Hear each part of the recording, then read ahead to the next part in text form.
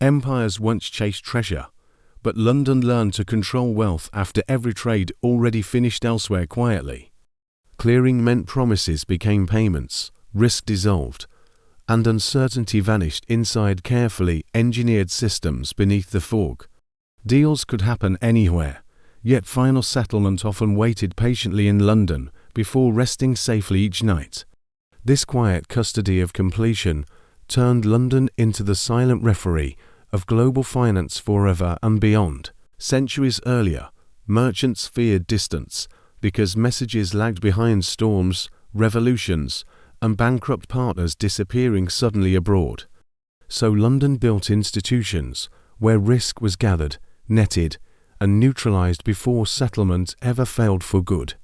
From bills of exchange to modern clearinghouses, the goal stayed constant: turn uncertainty into predictable obligation daily.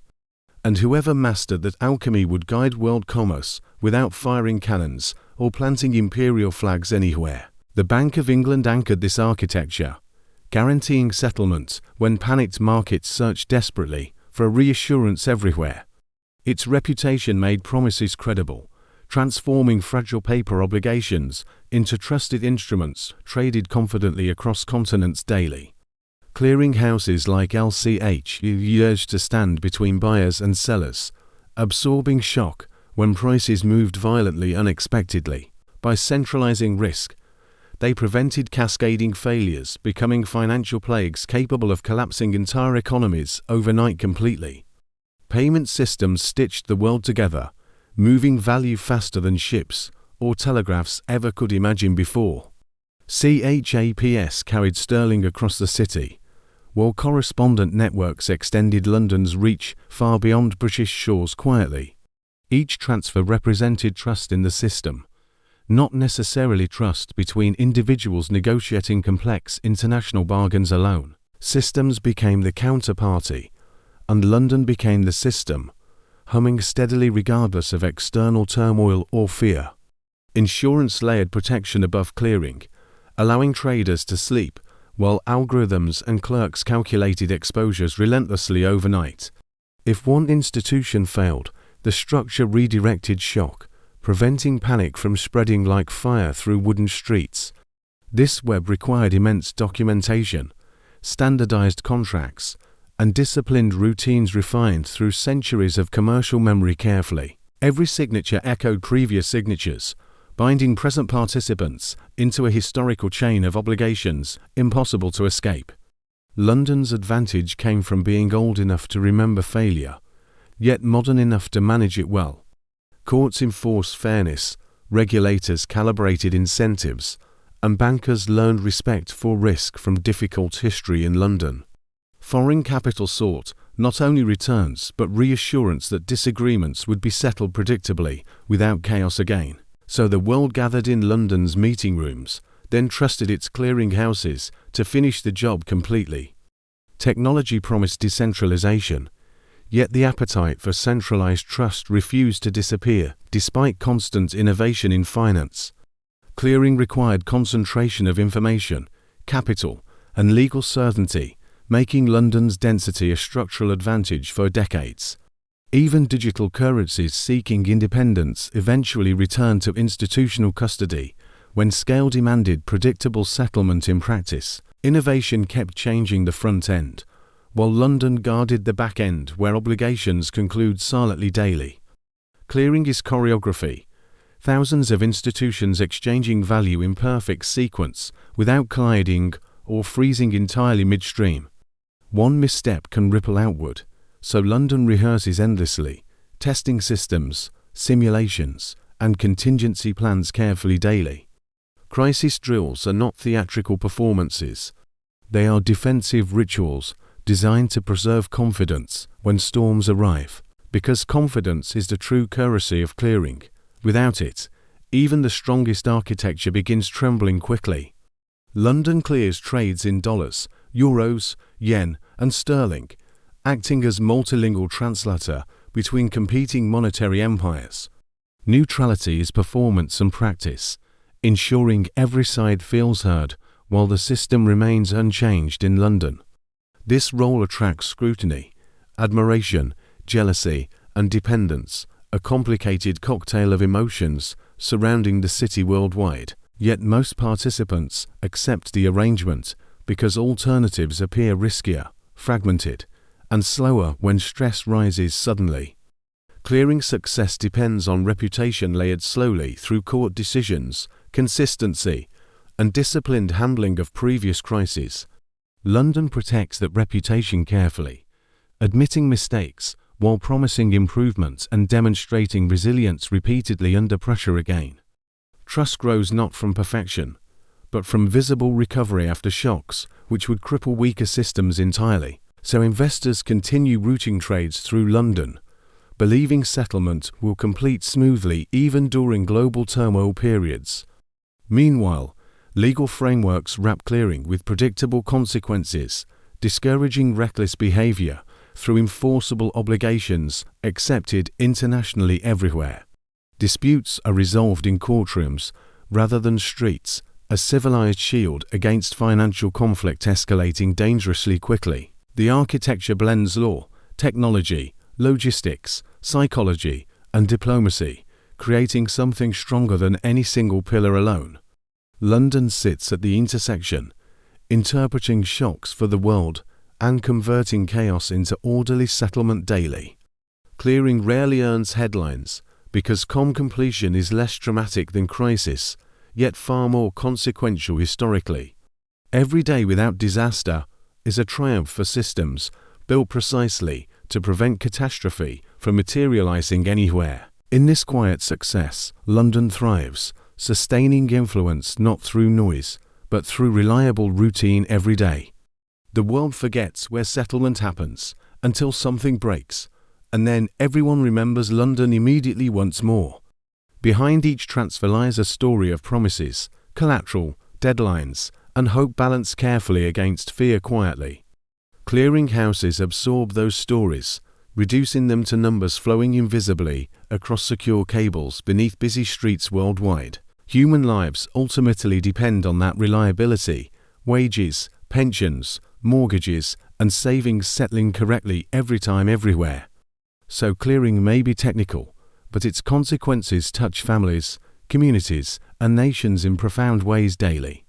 London understands this responsibility, treating settlement as sacred duty rather than mere administrative back-office function alone. Because when the back office fails, the front-page headlines follow, and trust collapses faster than markets. That is why the city invests in resilience, redundancy, security, and constant rehearsal, practicing stability like religion.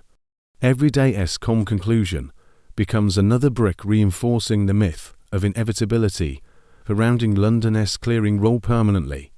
Competitors may grow, but they still measure credibility against London's long record of disciplined settlement performance history. Reputation compounds like interest, rewarding patience, caution, and memory in equal proportion across generations of participants worldwide. Thus, the clearing kings remain crowned not by decree, but by repeated demonstrations of competence under stress. And the world continues sending its trades to London, seeking that competence whenever storms gather unexpectedly again. In the end, clearing is the art of finishing stories safely, delivering closure when uncertainty threatened confidence. London became master storyteller, guiding every narrative toward the same conclusion: money settled, obligations honored, trust preserved. That is why the world still gathers beneath grey skies, seeking certainty inside centuries of disciplined procedure. And in that certainty, London finds its quiet power, the authority to finish what others begin everywhere. Crises reveal clearing power most clearly, when fear races faster than information across continents and digital screens. In those moments, London becomes lighthouse and shock absorber, guiding capital safely through violent financial storms always. Central counterparties stand between every participant, preventing one collapse from becoming chain reaction across global markets entirely. They call margin, adjust collateral, and quietly reroute flows, keeping settlement running while headlines scream loudly outside. Clearing power is subtle, because it never claims victory. It simply prevents disasters others might notice later. Politicians argue on television, yet traders watch funding rates and margin calls inside clearing systems instead daily.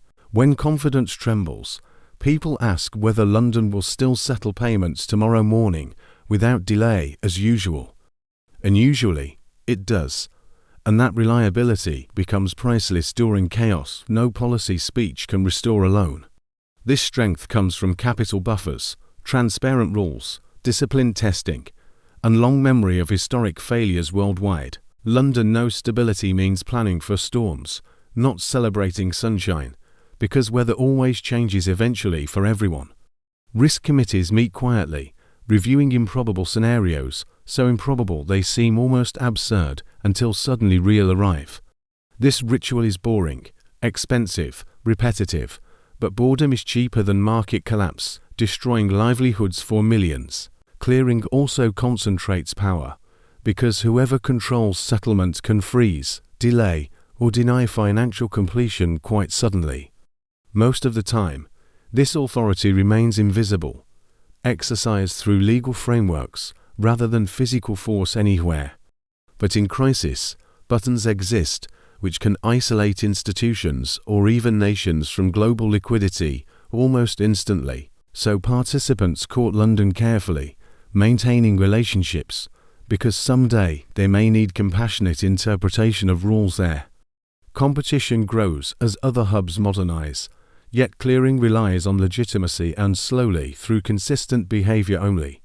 Legitimacy demands fairness, transparency, and willingness to repair mistakes, rather than deny responsibility publicly in every storm. London nurtures that legitimacy through courts, regulators, and a culture where contracts matter more than rhetoric elsewhere.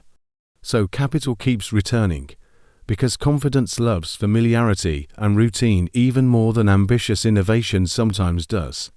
Technology still transforms settlement speed, reducing delays from days into moments, almost invisible to human observers today. But faster systems also magnify mistakes, turning tiny errors into dangerous avalanches, unless clearinghouses intervene quickly enough. This paradox strengthens London, because experience remains vital when speed outpaces comprehension across fragmented markets for many.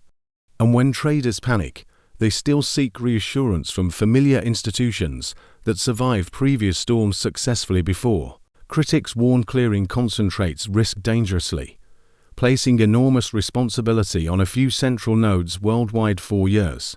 If those nodes fail, the shock could spread faster than any regulator might possibly contain in time.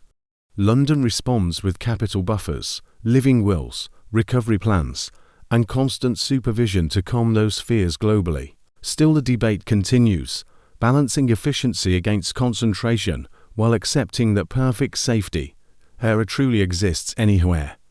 Clearing seems mechanical, yet behind every transfer stand human stories depending on accurate settlement for survival today.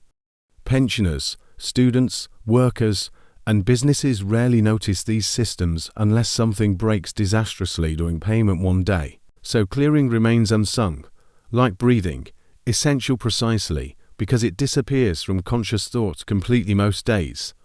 And London remains its lungs, expanding and contracting, keeping financial oxygen flowing despite periodic storms and shocks.